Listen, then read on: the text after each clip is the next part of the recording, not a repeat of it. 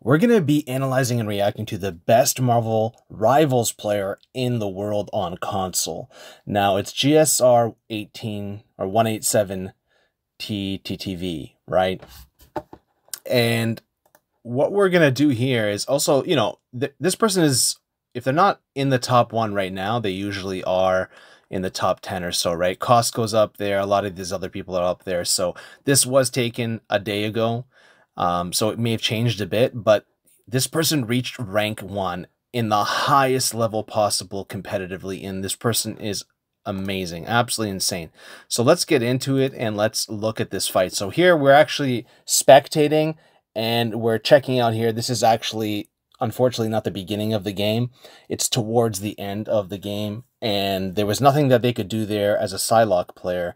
Except for jump on the payload. If you don't know, Psylocke's ultimate ability, Dance of the Butterfly, it actually doesn't count as you being on the payload. Or maybe you move so much of a distance that you actually get off of the payload. So it's really interesting stuff that, for contesting, there's not much you can do. Now, this person absolutely performed amazing. You'll see some amazing gameplay here coming up. And also you will see that they get the most limbs in the game, and they get a lot of the medals as well. So here they immediately get the high ground, right? Double dash up here on the Wakandan map, up to the high ground, break these glass doors, and this railing as well is potentially going to be important, so you clear this railing. I know it's a little bit of prep, and it looks like it's like maybe they're just doing this for fun, but it does actually help you in the game. The last thing you want is when you're going to a health pack to get stuck on a railing or something like that. They are breakable as well, but you never know. You never know. So here they're just trying to get some alt charge, right? And it looks like they could be teleporting. Yeah, with Doctor Strange. So they're going back. They did some scouting, and here they are, the teleports. So there it is. Immediately start getting alt charge off of the tank by getting crits on the tank's head hitbox, right? Look at that. And really pressuring that tank down. Look, they're by themselves up here, pressuring the tank, and now the healers. Look at the priority of targets is very important.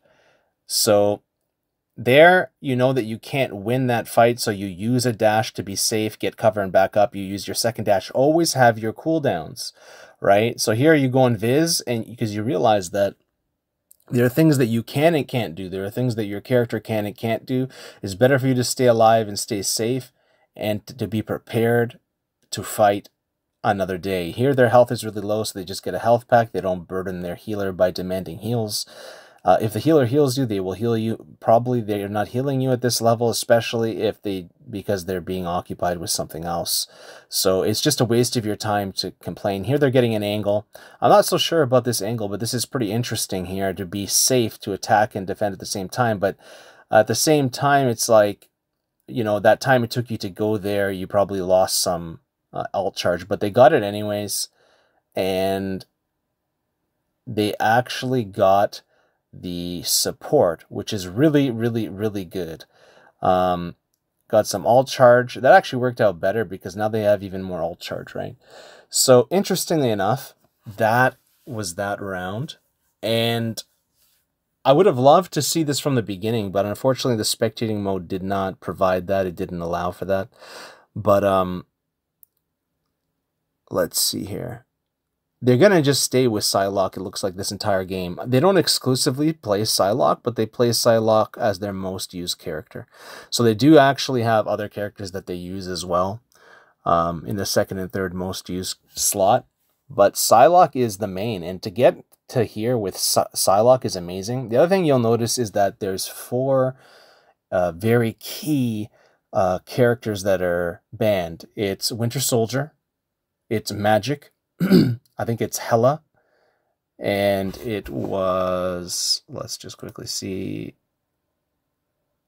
Luna Snow. And it's because those characters are very, very, very strong, unbelievably strong. And the game does play better competitively when those characters are not in the roster. So I think at lower levels it's fine. If you're playing for fun, it's fine. But I noticed as a Psylocke player in gold that it's very, very difficult to win when there's a Hela, Winter Soldier, or Luna Snow. So especially like her ult just completely negates your ult. So it's tough. And if you're trying to solo carry, it's almost impossible. Actually, it pretty much is almost impossible to do so. So, if you're looking at its skill-based stuff, look at that. She stays on that Psylocke, and unfortunately she caught a Magneto got her. Magneto got her. Okay, that's fine. So, you notice how they are not really on the point, but they're off of the point, getting angles where they're safe. You have to understand, like, this person makes this look easy, but like they're like, even at lower levels, like much lower levels, it's almost impossible to walk like this out in the open.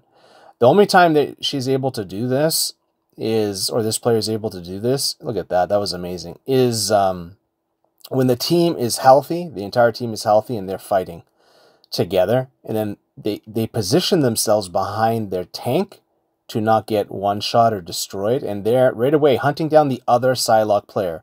Something I noticed in my own games is I started winning a lot more when I started taking down their ace or their best DPS, right? So when I started focusing down their best DPS and stopping their best DPS from winning the game, that's when I win my games. And it's unfortunate, it's kind of designed in a beautiful, perfect way that way.